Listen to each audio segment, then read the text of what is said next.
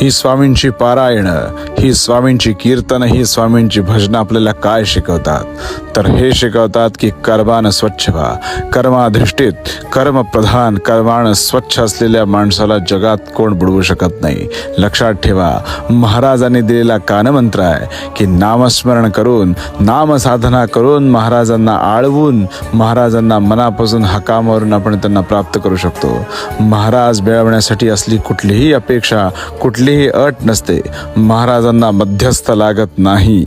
स्वामी महाराज हे केवळ आपल्या भक्तीवर, आपल्या श्रद्धेवर व आपल्या निस्सीम प्रेमावर आपल्याकडे खेचले जातात. म्हणून लक्षात ठेवा, स्वामी सेवेमध्ये महाराजांनी शिकवलेला एक अहम कानमंत्र म्हणजे केवळ आणि केवळ त्यांचं नाम.